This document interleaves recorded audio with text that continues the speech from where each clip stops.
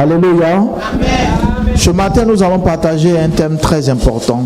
Et le thème, c'est la puissance de la prééminence. Alléluia.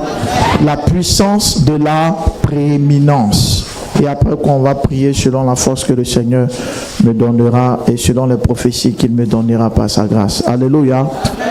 Dis avec moi la puissance de la prééminence. La puissance de la prééminence. Je vais prendre ta Bible dans le livre de 1 Roi. Ancien Testament, 1 Roi, le chapitre 17. 1 Roi, le chapitre 17. 1 Roi, le chapitre 17, le verset 8. 1 Roi, le chapitre 17, le verset 8. Nous allons nous tenir debout et nous allons lire cette portion des Écritures. 1 Roi, le chapitre 17, le verset 8. Ceux qui sont sous la bâche, là, suivez et soyez concentrés. On prie, je lis la parole du Seigneur. Alors, la parole de l'Éternel lui fut adressée en ces mots. Lève-toi, va à Sarepta, qui appartient à Sidon, et demeure là. Voici, j'y ai ordonné à une veuve de te nourrir. Et se leva et alla à Sarepta. Comme il arrivait à l'entrée de la ville, voici, il y avait là une femme veuve qui ramassait du bois. Il appela et dit, va me chercher, je te prie, un peu d'eau dans un vase afin que je boive. Au verset 11, et elle alla en chercher. Il appela de nouveau et dit, apporte-moi, je te prie, un morceau de pain dans ta main. Et elle répondit, l'Éternel ton Dieu est vivant. Je n'ai rien de cuit. Je n'ai qu'une poignée de farine dans un pot et un peu d'huile dans une cruche. Et voici, je ramasse 2 morceaux de bois, puis je rentrerai et je préparerai cela pour moi et pour mon fils. Nous mangerons, après quoi nous mourrons. Au verset 13, Élie lui dit, ne crains point, rentre, fais comme tu as dit. Seulement, prépare-moi d'abord avec cela un petit gâteau et tu me l'apporteras. Tu en feras ensuite pour toi et pour ton fils. Au verset 14, car ainsi parle l'Éternel, le Dieu d'Israël, la farine qui est dans le pot ne manquera point et l'huile qui est dans la cruche ne diminuera point jusqu'au jour où l'Éternel fera tomber de la pluie sur la face du sol. Elle alla, elle fit selon la parole d'Élie. Et pendant longtemps, elle eut de quoi manger, elle et sa famille, aussi bien qu'Élie. La farine qui était dans le pot ne manqua point, et l'huile qui était dans la cruche ne diminua point, selon la parole que l'Éternel avait prononcée par Élie. On acclame la parole du Seigneur. Amen. Assieds-toi dans la présence de Dieu. Mets la main sur le cœur, dis Seigneur, que ce soit ton esprit qui me parle, que ça ne soit pas l'homme de Dieu, mais que ce soit toi, ton esprit qui me parle au travers de ce message de ce matin. Prie le Seigneur pour ton cœur. Dis à Dieu de te permettre de comprendre, parce qu'on peut écouter sans comprendre. Seigneur, fais-moi comprendre ce que tu as à me dire et donne-moi également de pratiquer ce que tu as à me dire.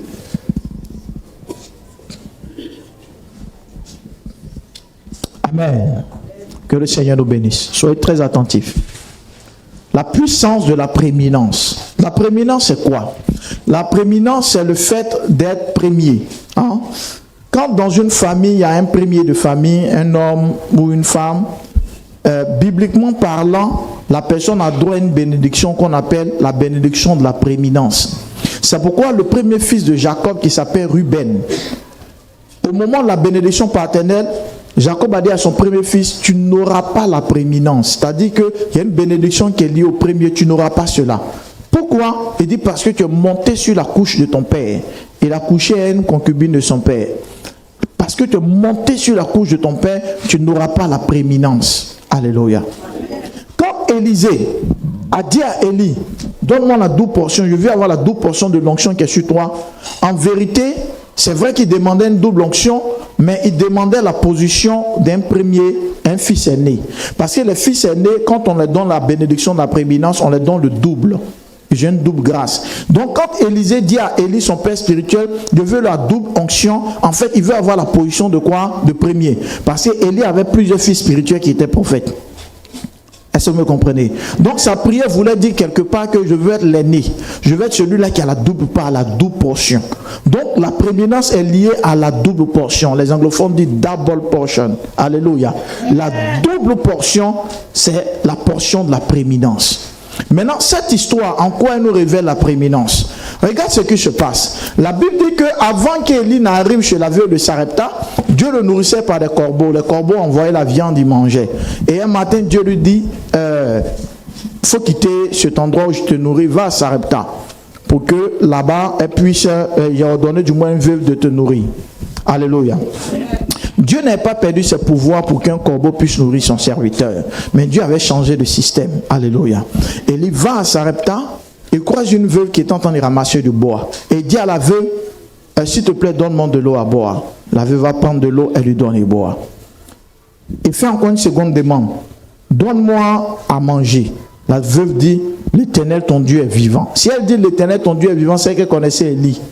Elle savait que c'est un homme de Dieu. Parce que tu ne connais pas la foi de quelqu'un, tu peux pas dire l'Éternel, ton Dieu est vivant. Donc elle savait plus ou moins qui était la personne qui lui parlait. Elle dit l'Éternel, ton Dieu est vivant. Il me reste qu'une poignée de farine. Quand on dit une poignée de farine, je prends un exemple, il y a un tas de farine et puis je prends un coup comme ça dans ma paume. C'est une poignée. C'est ce qu'il reste. Elle dit un peu d'huile. Elle dit, moi et mon fils, quand on va faire un gâteau, je vais faire un gâteau, on finit de manger, on meurt. Parce qu'en ce moment, il y avait une sécheresse. Que lui-même avait déclaré, il avait fermé le ciel. Et c'était sec. Et elle dit, donne-moi à manger d'abord. Et ensuite, tu donneras à ton fils. La veuve obéit. Quand vous lisez, ça semble être simple à obéir, mais ce n'était pas aisé. Elle a fait le gâteau, l'homme de Dieu a mangé. Il dit ainsi par l'Éternel, l'huile et la farine ne manqueront point dans ta maison. Alléluia. Et la Bible dit que l'huile et la farine n'ont plus manqué.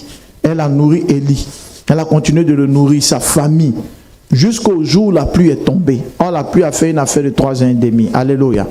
Donc, pendant une longue période, cette femme-là était surnaturellement nourrie, abreuvée par la main puissante de l'Éternel. Ça veut dire quoi? Ce n'est pas que la farine a augmenté en termes de c'est devenu un sac de 50 kilos. Non. Quand elle puise la farine, ça ne diminue pas en fait.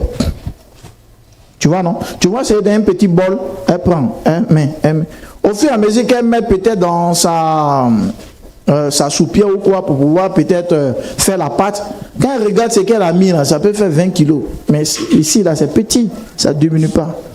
L'huile, pareil. Donc, la dame, en même temps qu'elle a fait quoi? Elle a eu le miracle de la nourriture, elle n'est pas morte. En plus de cela aussi, elle a connu une richesse. Richesse comment? La Bible a mis un point, mais il y a une information aussi qui était là. À cette époque où il y a un manque de nourriture, et que toi, la nourriture ne manque pas chez toi, mais c'est un commerce. En période de sécheresse, même quand tu n'es pas commerçant, tu es commerçant. On a vu en 2011, au temps de Gbagbo, quel est le problème? Mais les gens vendaient un kilo de riz à combien? 1000 francs. Bon, à supposer que pendant cette crise, vous avez l'habitude de stocker des sacs de riz. Vous avez 15 sacs de riz à la maison. Et puis la crise est arrivée. Ce n'était pas prévu pour le commerce, c'est pour la maison. Mais on a au moins 5 sacs de riz pour être millionnaire là. Parce qu'il y a un manque. Donc la dame a eu de l'argent et puis elle a fait quoi? Elle était sauvée, sa vie était sauvée. Si la dame a eu à dire que si on finit de manger, on va mourir, ça veut dire que spirituellement, il y avait un esprit de mort dans la maison. Alléluia. Mais Élie, par sa prière, a résolu le problème. Mais ce que tu dois comprendre là, c'est le mystère de la prééminence qui a créé le miracle. C'est quoi la prééminence dans ce contexte-là? La prééminence, c'est la capacité à donner à Dieu la première place. Est-ce que vous me comprenez? Quand Élie allait voir la veuve, la logique aurait voulu que Élie prie pour elle, Dieu fait le miracle et puis elle prépare avec le miracle. Mais Élie ne prie pas, il va et dit, donne-moi à manger. Mais de nos jours, tu fais ça, tu es sur TikTok, mettez les cœurs, voici un faux prophète.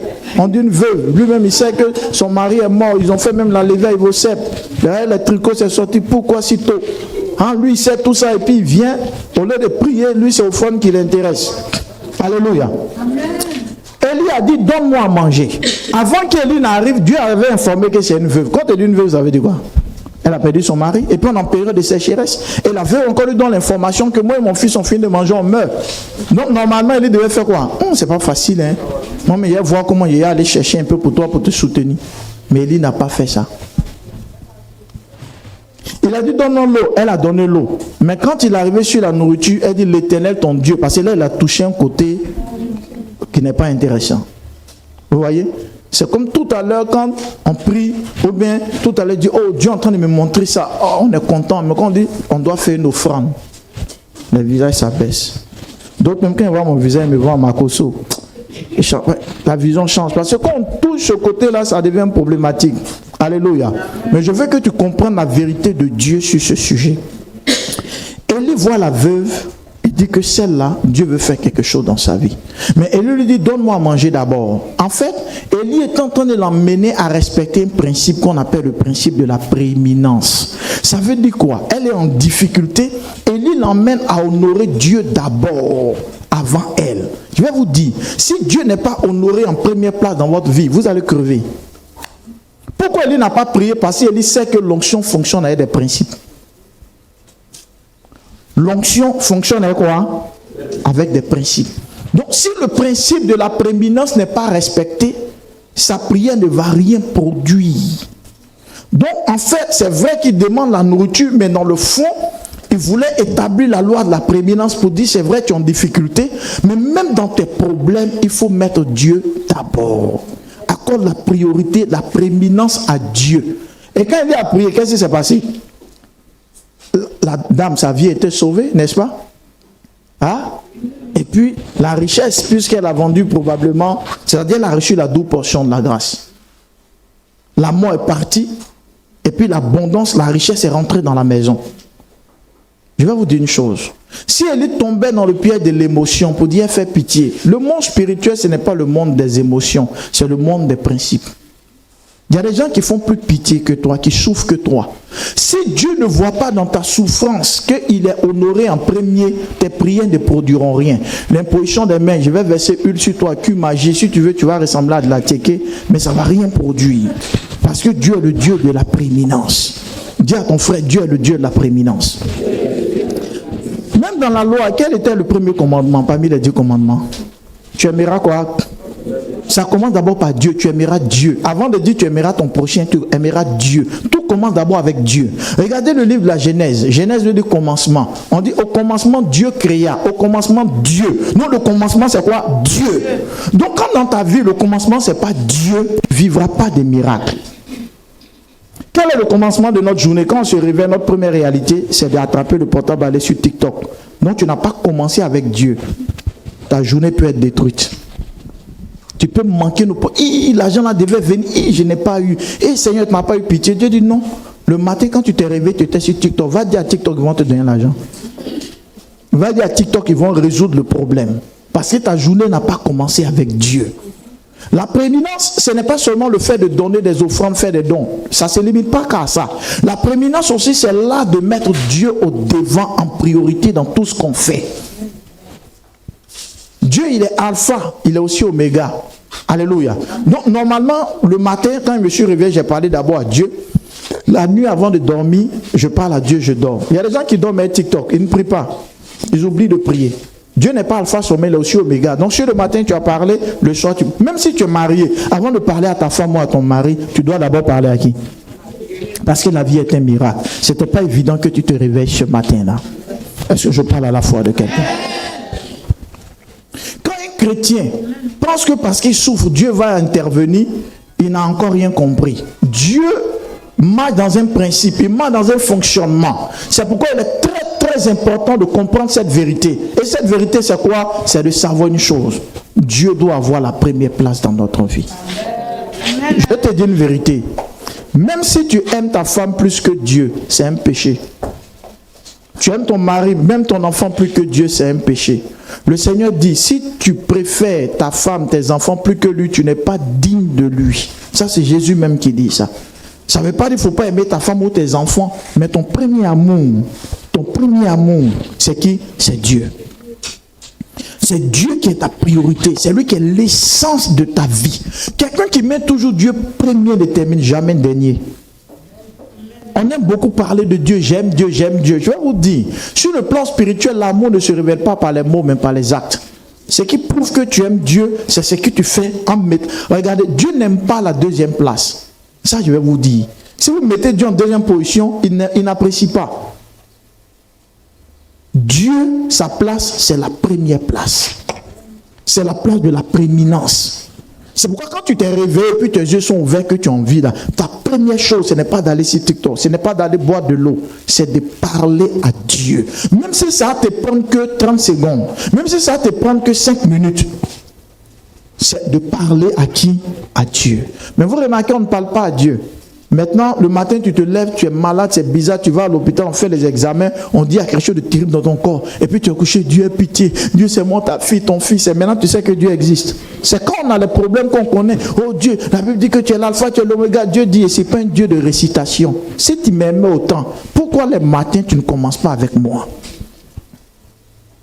La prééminence. Deuxième chose qu'il faut comprendre dans le don qu'on offre à Dieu, c'est-à-dire que le don de son temps. Regardez par exemple, la semaine est faite de combien de jours? De 7 jours, n'est-ce pas? Et les 7 jours de la semaine, il y a un jour qui appartient à qui? Qui appartient à qui? Qui appartient à Dieu. Tu ne peux pas tout utiliser dans ta vie et puis mettre Dieu de côté. Le jour où tu es content, tu viens à l'église. Le jour où tu n'es pas content, tu ne viens pas. Je vais te dire, même si tu vis, Dieu au ciel, il n'est pas content de toi. Tu ne peux pas utiliser combien d'heures dans la semaine et puis ce qui appartient à Dieu. Et puis pire encore, quand on vient à l'église, on est sur portable, en train de jouer jeu. On est sur TikTok. On joue jeu souvent, on fait ballon dedans. Vous voyez que le culte commence, je prends le cas d'ici. Le culte commence à quelle heure? 8 heures, n'est-ce pas? Et puis on finit à midi. De 8 heures à midi, ça fait combien d'heures que tu passes? Hein? Ça fait 4 heures. Maintenant, même dans les 4 heures, il faut regarder de lundi. Lundi, ça fait 24 heures, un jour. Mardi, 24 heures. Ça fait combien d'heures jusqu'au samedi? Maintenant, pour ce qui appartient à Dieu, là, dans les 4 heures, là, toi, tu vas prendre quand même un temps dedans pour causer. Comme si tu ne peux pas causer. Il y a des gens, c'est à l'église qui sont inspirés à causer. Pendant qu'on prêche ici, il parle d'autre chose. Et puis, ça arrive. Mais ça ne plaît pas à Dieu. Jésus a dit quoi? Il dit, donne à César ce qui appartient à César, et à Dieu ce qui appartient à Dieu. Mon lundi, mon mardi, ça appartient à ma famille, mon travail. Ça, c'est ça, on appelle César. Mais dimanche, ça n'appartient pas à César, ça appartient à Dieu. Donc, tu ne peux pas t'absenter à la prière sous prétexte que non, il y a l'anniversaire de ma nièce. Cette même nièce-là, le jour où tu es malade, elle va t'abandonner. Hein? Quand tu es dans une famille, il faut que toute la famille sache que toi, dimanche, de 8h à midi, on ne peut pas te joindre. Ce n'est pas négociable. Apprenez à faire respecter votre Dieu comme les musulmans ont fait respecter leur Dieu. Vendredi, là, des gens sont là à la boutique, ils arrivent, la boutique est fermée. Souvent même, ce n'est même pas vendredi mosquée, mais l'heure de prière. Il ne va pas te servir. Il ne va pas te servir. Diallo, il y a savon 2 millions. Il prie. C'est toi qui en prière, tu peux laisser la prière et aller faire commerce. Quand Dieu te regarde, il dit, ah. Et quand tu vas aller, ils vont payer pour combien? Pour 300, pour 12 000. À cause de ça, toi, tu as laissé Dieu. Mais quand le musulman laisse la boutique, elle laisse son magasin à Gamé pour aller à la mosquée, vous pensez qu'elle n'aime pas l'argent? Mais pour elle, c'est Allah qui fait toutes choses. Donc même si elle perd, Allah va donner. Toi, tu ne connais pas la valeur de ton Dieu. Mais quand tu ne respectes pas Dieu, Dieu ne respecte pas tes prières, il s'en fout de tes souffrances. Dieu, tu ne vois pas comme il fait pitié. Dis, tu fais pitié. Alléluia. Pourquoi? Parce que Dieu n'a pas la prééminence dans ta vie. Vous savez comment Dieu teste les chrétiens? Tu peux avoir une activité, un magasin, c'est l'heure de la prière. Puis c'est là que les clients viennent. Ils viennent au moment où toi tu dois aller à l'église. Et puis tu as le choix, ils te regardent. Hein? Non, j'ai un truc. Ah, la semaine, même, ils n'ont pas payé. Mais c'est le dimanche là. Je veux 4. Il a dit que ta marchandise, je veux ça 4. Tu es là quoi? Puis tu vends jusqu'à vers 11h. Puis tu marches tout doucement comme ça, comme rentre ton plan. Et puis tu te glisses entre les chaises. Là, le pasteur te voit. Il s'est dit que tu étais là depuis le matin. Ce n'est pas moi, tu trompes. Ce n'est pas moi, je n'ose pas les prières. Hein. Dieu qui te voit a compris que toi et lui, il n'y a pas une affaire de priorité. Non, le jour où tu es dans des problèmes, là, tes prières ne sont pas une priorité pour Dieu. Oh, tu as besoin d'un truc de façon urgente. Mais c'est dans 2 ans qu'il te donne. Où la chose n'a plus de valeur. Il te dit, mais toi et moi, il n'y a pas une affaire de priorité. Parce que toi, quand tu vois l'argent, Même le musulman ne le fait pas. Toi, tu abandonnes ton Dieu. Dis à ton frère, Dieu doit avoir la première place. Dis avec vie, Dieu doit avoir la première place. Comment tu peux t'entendre prier? Tu es en relation avec ton Dieu. Ceux qui ont travaillé dans les sociétés ou quoi, vous êtes en réunion avec le patron, mais le boss, ou tu entends échanger le boss, et puis ton portable sonne. Tu peux décoller. Oui, allô, oui, c'est comment? Ah, d'accord, ok, après, ok. Oui, boss, tu disais, tu peux faire ça? Comment on appelle ça? Hein? Un manque de respect, non? Mais les chrétiens entendent prier, parlent même en langue, tout ça, et puis ça. Oui, allô, oui, Justine. Ah, oui, ok, d'accord, pas de problème. Oui, vers terminer 27, ok. Dis à ton frère, à ta soeur, dis, tu fais quoi? Dis, tu ne respectes pas Dieu. Et si tu ne respectes pas Dieu, il ne va pas respecter tes prières. Parce que la Bible dit que Dieu honore le Fils qui l'honore. Ce n'est pas qu'on joue avec ta prière. Nous tous, on est d'accord que les musulmans nous imposaient ça. Hein. Les vendredis, on a arrêté. On fait pitié quand devant les boutiques. Mais tant qu'il n'a pas fini sa prière, tu ne sais pas. Un jour, une chose m'a marqué. J'étais allé chez mon couturier en son temps. C'est un agni, les agnis musulmans. Là. Donc il dit non, c'est une petite retouche. Adam, c'est une petite retouche. Il dit non, c'est une petite retouche du pasteur. Il parle et puis rentrer mec cadenas sur le magasin. Tout il ne va pas faire. Est-ce que tu comprends? Faites l'inverse, est un chrétien. Le culte même là, même peut-être à l'heure là, même papa n'est pas encore venu. Mais c'est la louange qu'ils sont en train de faire. Tu n'aimes pas. Hein? Alléluia. C'est ça qui fait que dans la détresse, Dieu ne réagit pas. Parce que Dieu réagit envers toi comme toi tu réagis envers lui. La place que tu donnes à Dieu dans ta vie, c'est aussi la place que Dieu aussi te donne. Donc si tu t'amuses à ne pas donner la priorité à Dieu, Dieu te regarde. Mais comme les Ivoiriens disent, c'est toi, tu as l'île dans le temps. Parce que tu ne vas pas le sentir dans certaines choses. Élie a vu la veuve, il dit, elle fait pitié. Mais ma prière ne peut pas changer si elle n'honore pas Dieu d'abord. Il faut que Dieu soit honoré. Quand elle a donné le repas à Élie, et puis Élie a vu qu'elle a privilégié Dieu, il dit, alors, ma prière va marcher. Dieu se glorifie dans une vie qui l'honore, mais qui l'honore en priorité. Dis à ton voisin, à partir d'aujourd'hui, quand tu te lèves, ne parle pas à quelqu'un, parle à Dieu d'abord. Même quand tu es sur le lit, que tu as le portable, tes derniers mots soient les mots adressés à Dieu avant de dormir. Tu es d'accord avec ce que je suis en train de dire? Un chrétien fait un commerce, un musulman fait un commerce. Le musulman le supplante. Parce que le musulman sait respecter ce qu'il fait. Puis encore, regarde les féticheurs. Un féticheur, même tu vas dans sa cage, il va enlever ses chaussures. Il respecte la cage. Puis il marche. Le féticheur, on va lui dire, les vendredis ne mangent pas viande. Et les féticheurs, ça fait 50 ans. Pendant 50 vendredis, sinon pendant les vendredis de 50 ans là, il n'a jamais mangé la viande. Il respecte tout. Le chrétien, on dit jeune, il a mangé, puis il a dit, oh Père, je t'aime. Mais comment toi tu peux être spirituellement fort pendant que ton Dieu, quand il te parle, tu ne le respectes pas? Le féticheur lui respecte ses génies. Quand on lui dit, chaque vendredi, habite-toi en blanc. Chaque vendredi, tu ne dois pas aller avec ta femme. Demandez au féticheur ou au dozo là, ils respectent le fétiche. Et les fétiches agissent avec eux. Toi, ton Dieu est plus grand que les fétiches. Quand il te parle, tu écoutes. Et puis quand tu es dans les problèmes, Dieu, mais je ne comprends pas. Dieu est lent. Dieu n'est pas lent, c'est toi qui es lent à obéir. C'est pourquoi il est lent aussi à réagir. Est-ce que je parle à ta foi? Pourquoi nous jouons avec Dieu? La prière, ce n'est pas le fait simplement de prier. Mais la prière a pour source là d'honorer Dieu en priorité. C'est ça la loi de la prééminence. Et quand Dieu est respecté dans la dimension de la prééminence, c'est que Dieu te donne est toujours double, comme la veuve de Sarepta. Peut-être que toi tu demandes simplement un mariage, mais il te donne le mariage et le travail. Oui, tous ceux qui mettent Dieu premier, pratiquez ça, vous allez voir. Tout ce que vous demandez vient de Dieu. Il te donne ce que tu as demandé et puis il te donne ce que tu n'as pas demandé et complète. Et c'est ce dont tu as besoin. Souvent même toi-même c'est un 100 000 qui a te dépanné, mais t'envoies même un 200 ou un 500 000. Tu as besoin d'un 2 millions rapidement par rapport à un business. Dieu t'envoie 50 millions. Alléluia. Souvent tu as dit, mais moi je ne mets pas Dieu en priorité, mais pourquoi il m'a donné les 50 millions? Souvent il te montre comment il est bon. Non, ça veut dire que malgré que toi, tu ne respectes pas, là, il y a comment il fait. Donc, si tu respectais, tu as d'être plus dangereux que ça. Tu as d'être plus puissant et glorieux que ça. Mets ta main sur ton cœur en 30 secondes et puis prie pour ton cœur. Dis, Seigneur, aide-moi à te donner la priorité. Il faut prier. Parce que ton cœur a besoin de donner la première place à Dieu. Il faut prier pour ton cœur. Il faut que ton cœur donne la première place à Dieu. Je ne dis pas un fétiche à Dieu. Dans ton cœur, Dieu réside dans ton cœur. Ce n'est pas un pasteur qui est dans ton cœur, c'est Dieu qui est dans ton cœur. Et Dieu qui est dans ton cœur, il faut lui dire, Seigneur, je te demande pardon. Toutes les fois que je ne t'ai pas accordé la priorité, toutes les fois que j'ai joué avec toi, Seigneur, Seigneur, aide-moi.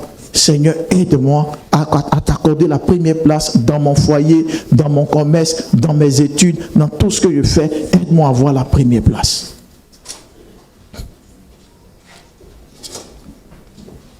Amen.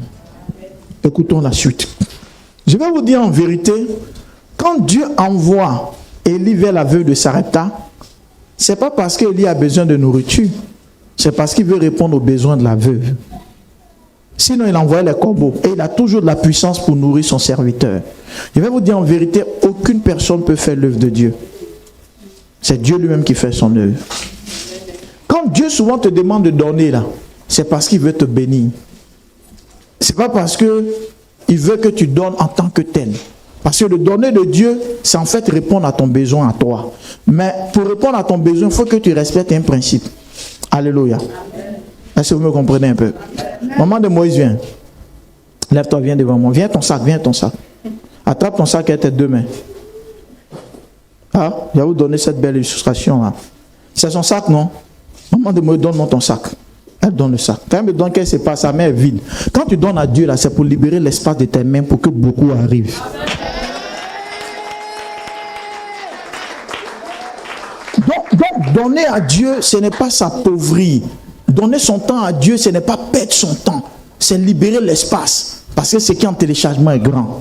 Quand vous marchez avec Dieu, ayez confiance au Dieu que vous priez. Si vous ne donnez pas à Dieu la première place, vous allez échouer. Si vous n'accordez pas la première place à Dieu, le Dieu de la Bible ne sera que dans la Bible. Mais il ne sera pas dans votre vie, il ne sera pas réel avec vous. Or, Dieu veut être réel avec toi. La condition, c'est la prééminence. Est-ce que je parle à ta foi? Ça veut dire quoi? Prier ne se limite pas à prier. Mais prier est basé sur quoi? La prééminence. Il faut accorder à Dieu la priorité. La veuve souffre. Mais Dieu, pour guérir son problème, pour résoudre le problème, Dieu va l'emmener au travers Élie à respecter un principe. Parce qu'elle a respecté le principe, la gloire de Dieu s'est manifestée. Si elle ne le faisait pas, elle n'allait pas voir la puissance de Dieu. Ce n'est pas la pitié qui amène Dieu à agir. C'est ces principes, quand tu honores, il honore aussi tes prières. Il honore aussi la situation et le Seigneur se glorifie dans ta vie.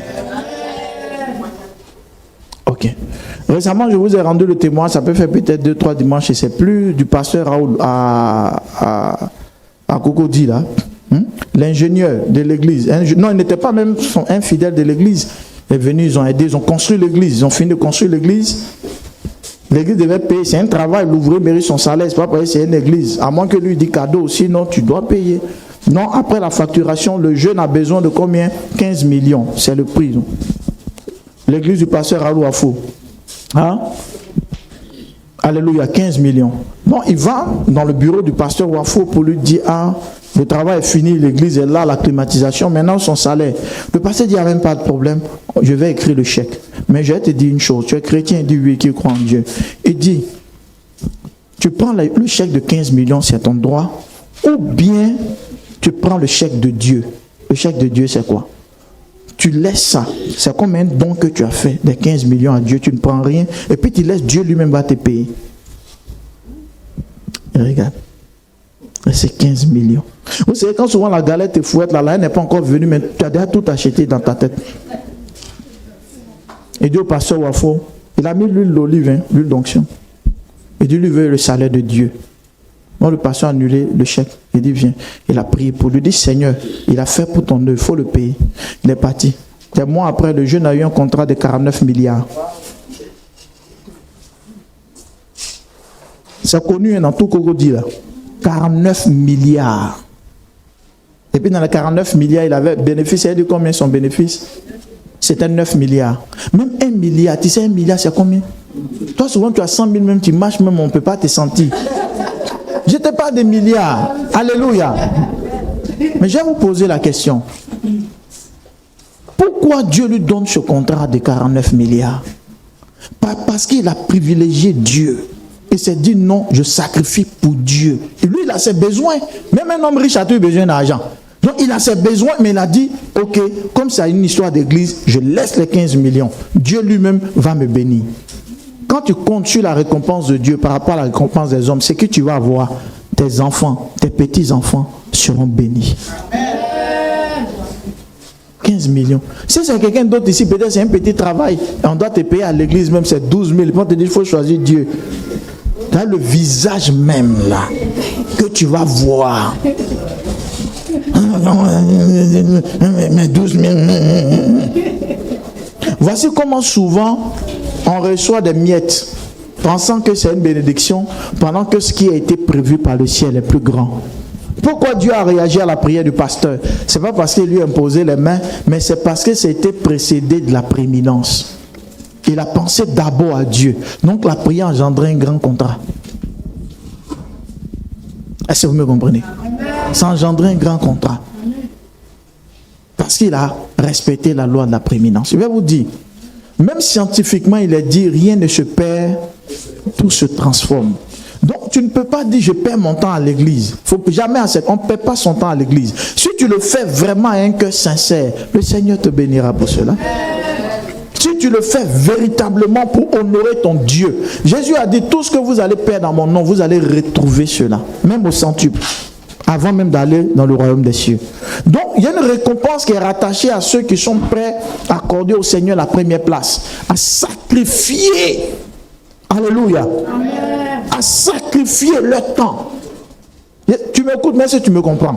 Le donner dont je parle, là, c'est à tous les niveaux. Hein. Que ce soit donner en argent à Dieu, comme donner de son temps, comme donner de sa disponibilité. Tout ça aussi, c'est donner quelque chose à Dieu. Vous êtes d'accord avec moi? Amen. Est-ce que tu es prêt pour donner la prééminence? Est-ce que tu es prêt pour honorer en priorité l'Éternel, ton Dieu? Amen. Mais ça, c'est une test, huile d'olive. Huile d'olive, c'est combien? 1500. Et puis 15 millions. On te dit, il faut choisir. Si tu n'as jamais entendu Satan ce jour, tu vas l'entendre. Quand tu sors du bureau, là, tu es bête, hein? Le pasteur Wafou, il a l'argent. Quel argent il n'a pas? Et puis tu penses, tu regrettes. Mais, vous savez, quand tu honores Dieu, il y a un regret. Mais, ta foi doit demeurer. Vous savez pourquoi Dieu a dit à Abraham de sacrifier Isaac? Dieu voulait voir, parce que Abraham a cherché à avoir un enfant depuis 75 ans. Hein. Vous savez, il a eu l'enfant à quel âge? À 100 ans. C'est ce que la Bible dit. 75 à 100 ans, c'est combien d'années? 25 ans. Donc une prophétie qui a fait 25 ans. À chaque fois, Dieu dit, j'ai fait. Abraham a enceinté la servante, Ismaël est né. Dieu dit, c'est pas ce que j'ai dit. On n'aide pas Dieu. Dieu a les moyens de ce qu'il te dit. Jusqu'à il a eu 100 ans. Écoutez très bien. Quand l'enfant est né, moi je vous pose la question, quelqu'un qui a entendu son enfant pendant 25 ans. Et puis l'enfant est né une vieille femme comme Sarah qui a 80, combien? 90 ans, vieille, et puis elle est née. Mais cet enfant-là, il est notre poumon. Il est notre cœur, il est notre âme. Parce qu'on a attendu, il est né, il a grandi.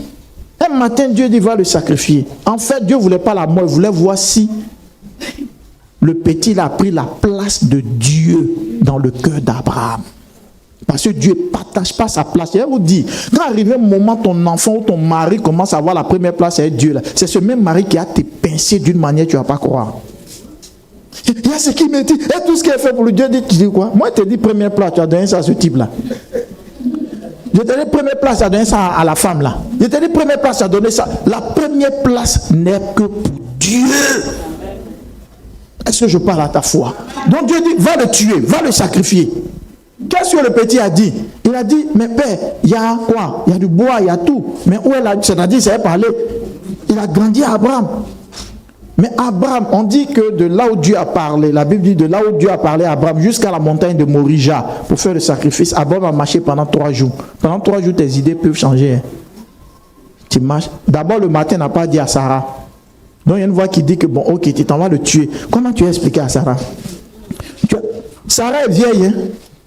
Il y a une voix qui a te dit ça, là, tu as fait avoir la tension. Il y a comme elle fait pitié, c'est que Dieu qui t'a parlé. Et puis quand c'est comme ça, quand Dieu te parle, il ne te parle de façon à ce que tu ne peux pas dire, tu n'as pas bien entendu.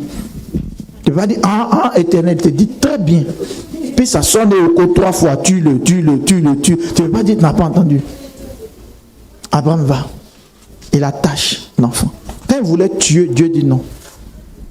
Dieu ne jure pas, hein, mais ce jour, Dieu dit, je jure par moi-même, Abraham. Je vais te bénir, tous tes descendants seront bénis. Vous savez pourquoi? Parce qu'Abraham a montré à Dieu que ce n'est pas un enfant qui est déçu sur sa spiritualité. Oui, il a eu besoin d'avoir l'enfant avec Sarah, mais cet enfant n'a pas la place de Dieu. C'est pourquoi il peut le tuer. Si tout à l'heure, ça il parle aux femmes, le Seigneur dit, mon enfant, je veux que tu te rases, comme on dit, pas qu'au soleil, bibelle, pendant 1 an. Par amour. Il y a des gens qui disent, Seigneur, maman, il n'y a pas belle tête, moi, hier, il arrive pas. Tu vois? Donc, quand Dieu te dit, rase-toi, ce n'est pas qu'il veut que, comment dirais-tu, tu enlèves tous tes cheveux. En fait, il veut, voici tes cheveux-là, ont pris la place de Dieu. Il y a des gens sur le matin, n'ont pas de bijoux, n'ont pas mis make-up, ne viennent pas à l'église. Donc, pour finir, le bijou, le make-up, à quoi? À la place de Dieu. Parce que sans ça, toi, tu ne peux pas honorer Dieu. C'est un problème.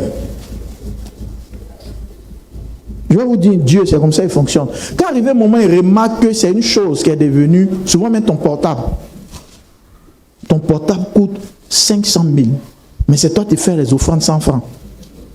Tu n'as pas de Bible, mais tu as les dangereux portables. En semaine même, là, tes transferts d'unité, là, ça peut faire 50 000. Quand Dieu voit la place que le portable, à un matin, ça tombe dans l'eau. Puis tu es là, mon cœur. Et puis le ciel dit, il était raté. Parce que c'est quand tu prends la place de Dieu, si Dieu t'aime là, il va détruire ça. Je te dis la vérité. Maintenant, quand le portable est perdu, maintenant tu es le plus spirituel à l'église, aimez Dieu les frères, aimez, ton portable est mort, tu as dit quoi? Aimez Dieu, Dieu est bon. Les choses de la chair, là, mais le portable est mort, tu vas dire quoi? Dis à ton voisin, Dieu d'abord. Dis Dieu d'abord. Dis Dieu d'abord. Même quand tu veux rentrer dans une maison que tu as louée, avant de dormir, on n'a qu'à prier. Il faut inviter Dieu d'abord. Parce qu'il y a des gens qui ont vécu dans cette maison avant toi. Ils ont eu leurs maladies et leurs problèmes. Tu risques de venir prendre ce qu'ils ont laissé dans la maison.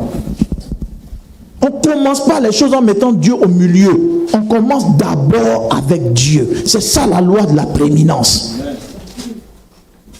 Quand il s'est honoré Dieu, là, il y a une dame qui est assise ici. Elle m'a appelé par le biais d'une fidèle. Elle m'a appelé, vraiment de Dieu, on m'a parlé de toi. Il y a l'une de mes soeurs, vraiment, je veux que tu viennes bénir la maison. Je suis parti, j'ai béni. Elle dit, homme de Dieu, depuis que tu es passé dans cette maison, depuis que tu es passé, tout marche. Tout marche. Concours de tout marche. Un dimanche, elle a vu, elle était étonnée, elle était assise. C'était faire des mères. Elle t'a fait un cadeau. Elle est venue du nom, je vais faire don de faire des mères à maman. Donc c'est lui qui demandait, il y a longtemps, ça a dit non, pasteur. Si ici venu faire don de faire des mères, c'est qui est vu. C'est pas que je suis fort, non. Mais c'est d'avoir dans l'esprit de mettre Dieu d'abord. Est-ce que je parle à ta foi? Ok. Vous savez pourquoi Dieu d'abord? Regardez dans le jardin d'Éden. Je vais terminer vers là-bas. Dieu dit à Adam, vous pouvez manger de tout, n'est-ce pas? Et puis quoi? Sauf. Pourquoi Dieu dit sauf? Ça veut dire que tout ce que Dieu donne à un homme, il ne doit pas tout utiliser. Il y a quelque chose dedans là, c'est pour Dieu. Alléluia. On ne touche pas à ça. Même dans les fruits, il faut prendre une mangue, prendre des oranges. Il faut commencer à boire les oranges, même mange la mangue. Il y a un truc dans la mangue là, comment on appelle ça? Le noyau. On mange ça? Voilà. Tout ce que Dieu crée là, dans la sagesse de Dieu là, on n'utilise pas tout. Tu ne peux pas utiliser toute une semaine pour toi. Ce n'est pas normal. Dans une semaine là, il y a un temps qui appartient à qui? À Dieu. Le fruit tu manges là, il y a une partie qui appartient à qui? La preuve, quand il finit de manger la mangue, le noyau là, quand on le plante, ça devient quoi? Un autre arbre. Mais qui fait que ça devient un arbre? C'est Dieu. Donc dans ta vie, tout peut être pour toi à 100%. Il y a une partie qui appartient à Dieu. Le jour où Dieu a dit ça, on ne touche pas, ils sont allés toucher. Qu'est-ce qui s'est passé? Ils ont eu des problèmes. Le problème de chrétien commence quand il utilise tout son temps. Et Dieu n'a pas de temps. Dieu lui donne l'argent, il utilise tout l'argent. Il n'y a pas la part de Dieu dans son argent. Cet argent-là, c'est dans 20 ans, ça va revenir encore dans tes mains. Parce que Dieu, quand il bénit ou il veut t'envoyer dans une dimension, il va tester la dimension. Il permet une entrée d'argent, une opportunité, et puis il regarde ta réaction. Pour voir s'il peut envoyer encore, s'il peut envoyer mieux que ça, s'il peut te lever comme Abraham. Mais quand il voit ton attitude par rapport à ce qu'il envoie, il a dit ça, je ne peux plus envoyer encore. Parce que dans ce que je t'ai envoyé, je n'ai pas vu, moi, ma place là-dedans. Est-ce que je bénis ta foi? C'est pourquoi les choses de Dieu, on ne déplace pas. On ne remplace pas les choses de Dieu. Je vais vous dire dans la Bible, vous savez pourquoi qui a un billet de 1000 francs ou 500 sur lui? 1000 francs, 500 ou 100 francs, de l'argent, peu importe. Ok, merci. Merci. Vous voyez ce billet-là, c'est 500, non? Ce billet-là, on peut l'appeler offrande, n'est-ce pas? On peut l'appeler aussi comment? Dîme. On peut l'appeler aussi aumône. On peut l'appeler aussi action de grâce. Pourquoi même billet comme ça peut avoir plusieurs noms? Parce que dans la Bible, là, quand on dit offrande est différent de dîme, dîme est différent d'aumône, aumône est différent d'action de grâce, ça veut dire que ça n'a pas le même sens sur le plan spirituel. Est-ce que je parle à quelqu'un? Donc si tu mets offrande à la part d'action de grâce à la part, que tu mélanges là, pour toi tu donnes à Dieu, mais dans le ciel là, rien n'est arrivé. Oui, ça je vous dis ça aujourd'hui. Le monde spirituel, ce n'est pas le désordre. Quand les génies disent aux féticheurs, on a besoin du poulet de l'œuf, c'est quel poulet l'envoie? Poulet africain. On ne sacrifie pas poulet de blanc dans les fétiches. Vrai ou faux? Un poulet de africain est plus cher. Ils ne prennent pas. Va donner à Satan. Vous savez que souvent on fait sacrifice et puis les génies n'acceptent pas. Vous avez bien entendu ça? C'est-à-dire les démons se respectent. Quand on voit le poulet de blanc là, il y a produit en lui, il y a une fiette, il faut. Les génies vont dire on ne prend pas. Parce que on ne mélange pas les choses. Vous êtes d'accord? Hein? Même si tu es chrétien avant, tu partages chez les féticheurs, mais tu as entendu les histoires. Quand on dit cola rouge, tu envoies cola noir, cola blanc, ça change la configuration. Ne confondez pas les choses de Dieu. Parce que ce qui est vilain dans cette histoire de Dieu, c'est de faire les choses et puis Dieu remet en question ce que tu fais. Parce que tu fais ça mal. Alléluia. La veuve de Sarepta, je vous pose la question. Quand elle faisait le gâteau, et puis elle dit, ah c'est vrai Élie, mais moi aussi elle fait, puis elle coupe en deux. Elle donne une partie, Élie, elle mange une partie. Si la prière allait marcher, voilà. Mais elle n'a pas donné. Le problème n'est pas de donner. Il faut donner à la façon de Dieu. Sinon, il n'y a pas de réponse là-dedans. Je vous donne ce témoin, souvent ça vous fait rire. Il y a un gars qui est venu, oh pasteur, Dieu m'a mis à cœur de te donner le frigo, mon frigo. Oh, le frigo là secoue. Donc comme ça secoue là, c'est là il donne au pasteur. Jean, ça finit de secouer ses enfants, ça secoue les enfants du pasteur. Et puis il dit, ah moi il fait don de frigo, mais c'est quel frigo? Un frigo qui a le corona. Alléluia. Amen. Mais il a donné, c'est vrai. Mais le don qu'il a fait là, ça n'a pas de valeur sur le plan spirituel. Est-ce que je bénis la foi de quelqu'un? C'est pourquoi on ne mélange pas les choses. Et ça, il vous a déjà enseigné là-dessus. Hein? On peut tester. C'est quoi une aumône? L'aumône, c'est quoi? C'est quoi une aumône? Connaissez ça si vous êtes spirituel. Vous savez que chez les musulmans, quand on dit les sraka, il y a différentes dimensions. Hein? Quand tu es chrétien, il faut connaître. Tout n'est pas on donne à Dieu. Ne mélangez pas. Sinon, vous n'allez pas voir des choses avec Dieu. Vous avez l'impression que Dieu ne fait rien. Or, vous ne respectez pas ce que Dieu dit. C'est quoi une aumône? Quelqu'un peut m'aider? Ouais, les dons de charité aux pauvres, aux mendiants. Ah, mon vieux, il n'y a pas à manger. Tiens, on s'en donne à l'orphelinat. Ça, là, ce n'est pas une offrande. On appelle ça l'aumône. Est-ce que je parle à quelqu'un? On appelle ça l'aumône. Il y a le contexte où on fait l'aumône. Maintenant, et l'offrande, c'est quoi? À l'église. C'est le don qui est comment? C'est un don volontaire. Hein? Tout à l'heure, quand on dit moment d'offrande, là, il n'y a pas un montant qui est imposé à quelqu'un. Tu viens, tu donnes ce que... C'est ça qu'on appelle offrande. Mais et la dîme, c'est quoi? Je vais vous dire, dans tous les dons qu'on donne à Dieu, aumône, offrande, action de grâce, parmi tous ces dons-là, qu'est-ce qui révèle la prééminence? C'est la dîme qui est la prééminence. Je vais vous dire la vérité. Quand Dieu me donne 10 000, et qu'il finit de payer mes chaussures, payer mon loyer dans les 10 000, et puis m'a dit mes 1000 francs, il vient et donne la dîme, Dieu n'agrée pas la dîme. Ah, et pasteur, tu dis quoi? Dîme de 10 000, c'est 1000 fois, il ne va pas agréer.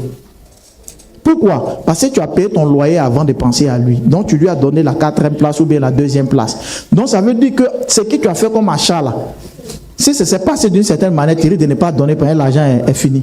Et puis tu reprogrammes Dieu. Au ciel là, il appelle ça foutaise. Ah oui, si tu ne sais pas, je t'informe. Non, mais il est donné... Non. La prééminence est là de penser d'abord à Dieu. Ce n'est pas le fait de donner à Dieu. C'est de penser d'abord. Quand Dieu t'a visité là, est-ce que ta première pensée c'était d'abord? C'est ça, il va te tester pour voir s'il peut te donner. Parce que quand on ne donne pas d'abord à Dieu, ça veut dire que dans notre dépense là, si on a trop dépensé, on risque de ne même pas donner. Or, Dieu ne peut pas accepter que toi tu le mets à la 3e place. Parce que ce que tu as là, c'est Dieu qui t'a donné. La Bible dit, qu'est-ce qu'un homme a qui n'a pas reçu? Qui n'a pas reçu? C'est Dieu qui t'a donné la vie. Ta vie là, tu dois mettre à sa disposition. C'est Dieu qui t'a donné la santé. La santé, tu dois mettre ça à ça. C'est Dieu qui t'a donné l'argent. L'argent, tu dois mettre ça à quoi? Je n'ai pas dit qu'il faut prendre tout ton argent. Non. Mais il y a une partie dedans qu'on appelle le noyau, qu'on appelle le fruit interdit. C'est ça qu'on appelle la dîme. Si tu as mangé ta dîme, c'est comme si tu as mangé noyau de mangue. Noyau de mangue, quand tu manges, si en tout cas tu as une grosse gorge, ça va passer, hein? Mais tu as apprécié après ce qui va se passer dans ton corps. C'est comme ça. Quand tu ne vois pas Dieu là, Dieu commence à enlever sa main dans ce que tu fais. Et puis tout d'un coup, Dieu t'a fait grâce, tu as eu 2 millions. J'ai dit, l'argent là va finir, tu ne vas pas voir dedans. Les problèmes qui vont venir, que Dieu était censé te protéger de ces problèmes-là, ça va venir et puis tout va partir. Pourquoi? Parce que Dieu n'a pas eu la prééminence. Est-ce que je comprends? La prééminence, on ne le fait pas pour le regard du pasteur, non. On le fait par rapport à Dieu. Je vais vous donner un conseil. Ne faites jamais des choses en pensant à l'homme. Non, pensez à Dieu. Quand vous ne pensez pas à l'homme, si vous pensez beaucoup à l'homme, vous serez méchant. Je vous donne un exemple. Tu mets ton neveu à l'école, tu fais du bien aux gens. En retour, ils ne sont pas reconnaissants. L'autre, il a eu son concours à la sauterelle, les chauffeurs. Même venu te saluer, il ne te salue pas. Quand tu attends que quelqu'un dit qu'il est dans les problèmes, tu n'es plus prêt. Tu dis, moi j'ai aidé les gens. Alléluia, il y a un qui a la sautra et puis il n'est pas reconnaissant.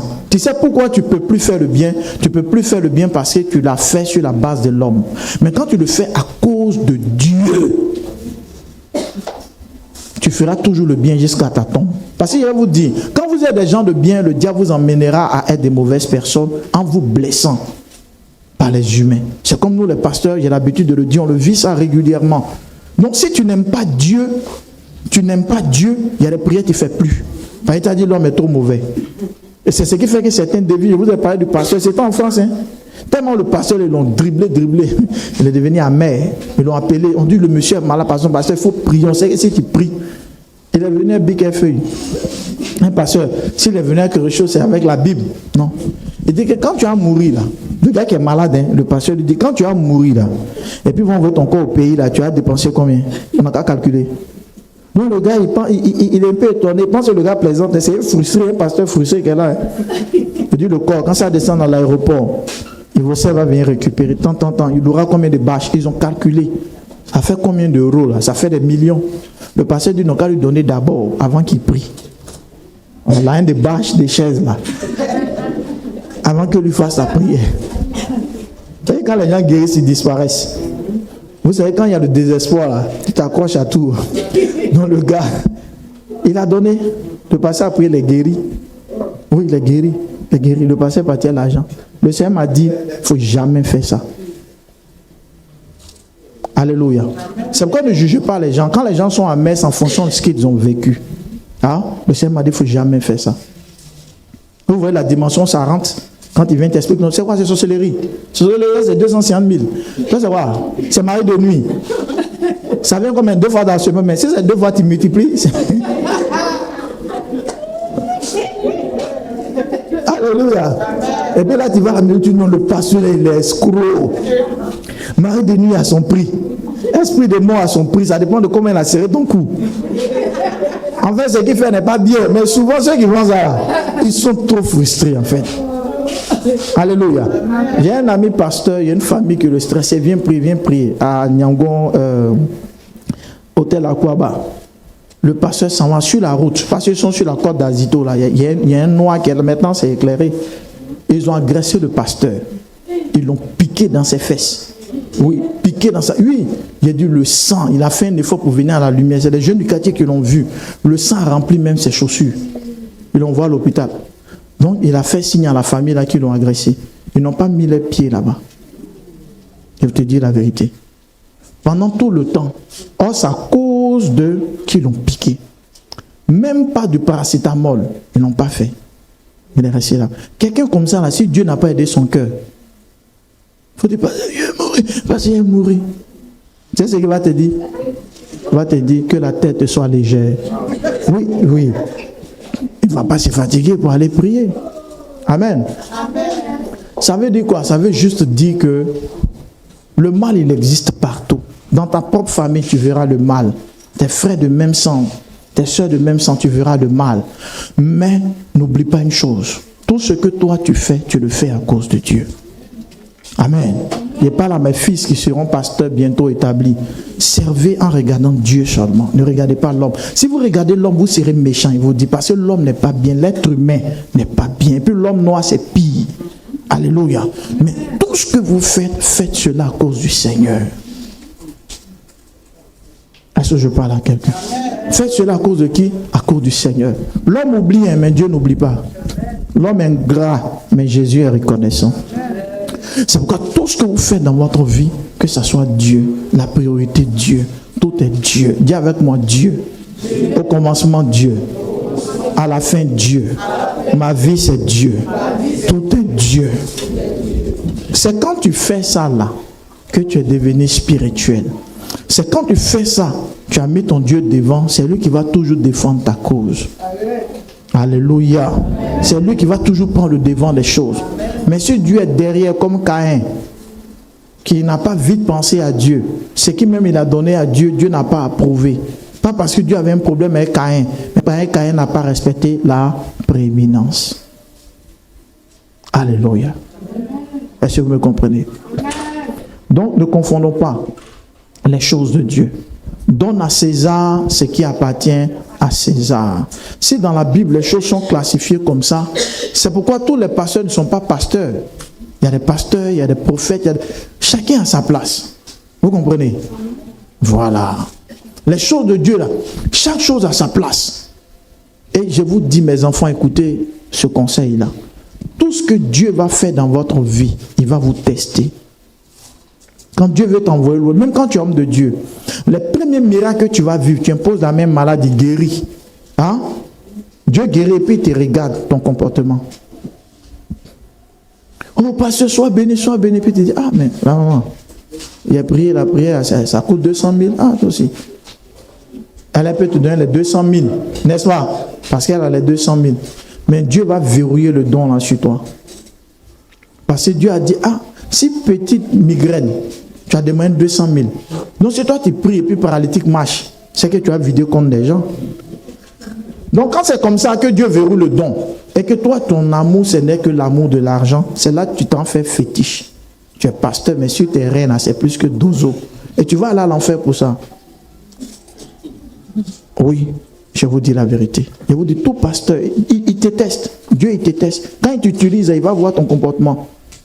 Je vous ai dit, Dieu m'a testé. Il y a longtemps, moi, il fait évangélisation plein air. Une nuit, il se révèle à moi. Il dit, il va faire évangélisation plein air. Il voulait voir ma réaction pour voir, non, moi, je suis un père, moi, je suis un doyen. Ah, et pas me péter les mains à les faire. Donc, il va dire au ciel, ah, Jean, tu es trop arrivé. Tu es trop pauvre. Tu vois clair. Tu vas voir ce qui va arriver. Quand Dieu te dit une chose ou bien t'envoie un niveau, il teste le niveau pour voir s'il peut t'envoyer encore plus loin que ça. Est-ce que je parle à ta foi? Donc, à tous les niveaux, que ce soit les dons, les finances, en tout, Dieu va tester ta fidélité. Il va tester ta fidélité. Il va tester ta foi. Il va tester la position que tu lui donnes.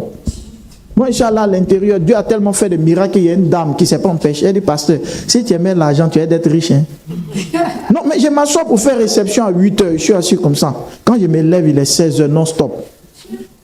Les gens quittent les institutions, viennent me voir, ça quitte. Quand on arrive au midi, on m'impose pour les gens qui ne travaillent pas. Ceux qui descendent du boulot, il les reçoit. Il y a d'autres, même tu donnes prophétie à midi et puis à 16h, ça s'accomplit. Non, la femme, elle voit ça, un encaissement. Elle dit, ça c'est... ça c'est, tu prends, chacun. Pasteur, là, c'est un bon fond. Hein? Quand Dieu veut te donner, il va te donner. Il ne faut pas être un malhonnête. Si vous n'avez pas confiance en Dieu, vous n'allez pas lui accorder la priorité. Vous allez accorder, vous, votre priorité. Dieu est fidèle. Et Dieu n'est pas un menteur. Alléluia. Est-ce que je parle à ta foi? À partir de ce matin, je termine mon message. Ce message-là, ne le pratique pas parce que ça a été prêché. Pratique parce que tu as compris que je n'ai pas mis mon Dieu à la bonne place. C'est pourquoi je souffre. Je n'ai pas mis mon Dieu à la bonne place. C'est pourquoi même ce que je pense avoir, en vérité, Dieu peut me donner mieux que cela. Alléluia. Que mon Dieu doit avoir la priorité dans ma vie. Ce n'est pas être bête. Celui qui ne connaît pas Dieu te dira que tu es bête. Pourquoi toi tu penses d'abord à Dieu avant d'aller payer ton loyer? Pourquoi? Les pasteurs escrocs, les pasteurs voleurs, les pasteurs bandits. Tu suis ce genre de langage, tu vas te peine. Il faut lire toi-même aussi la Bible. Et puis vérifier ce qu'on prêche. Pour voir est-ce que c'est vraiment ce que Dieu a dit. Et quand tu comprends que l'histoire de la veuve de Sarepta a nécessité qu'elle honore d'abord Dieu. Or, la logique humaine voudrait qu'on l'aide d'abord. Tu vas comprendre que Dieu, tant que tu ne le mets pas devant, tes prières qui se font là n'ont pas de valeur. Alléluia. Amen. Souvent, tu as dit, oh, je prends un exemple banal. Hein. J'ai reçu 1000 francs. 100 francs là même là. C'est une petite dîme, je ne donne pas. Il faut laisser, c'est une petite dîme.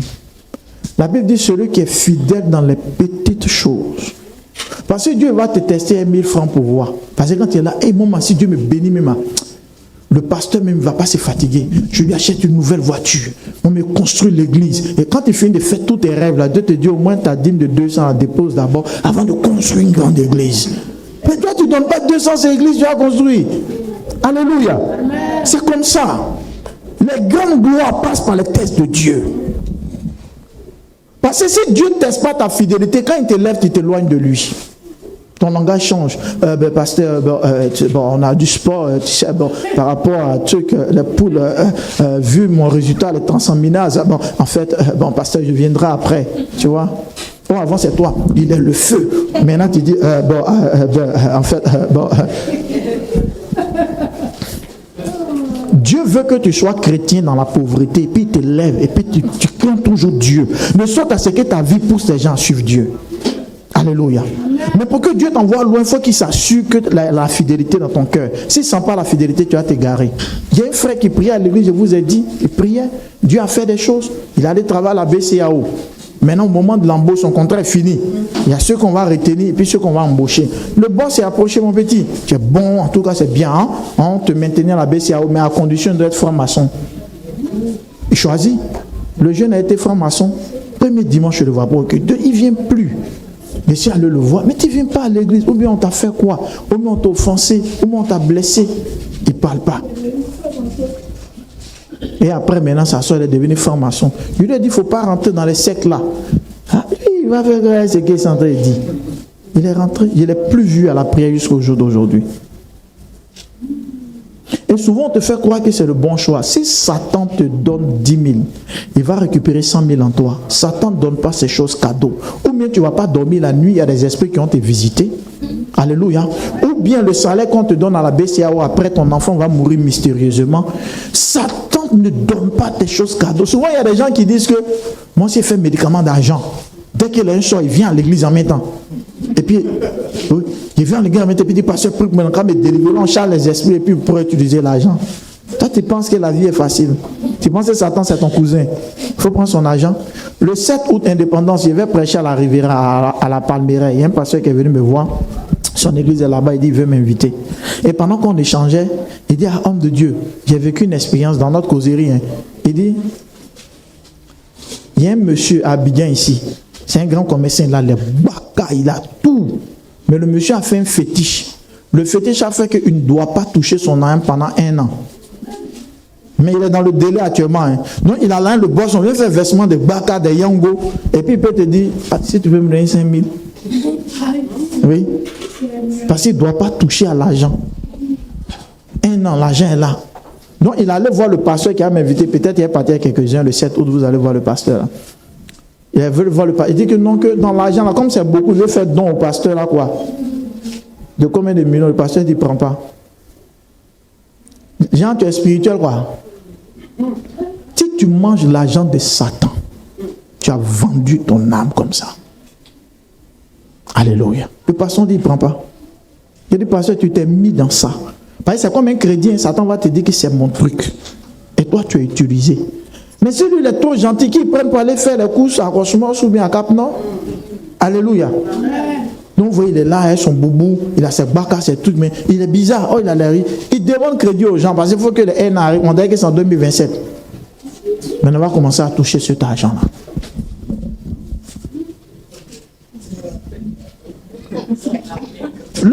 Le diable là, il donne, mais tu n'auras pas la paix. Je te dis la vérité.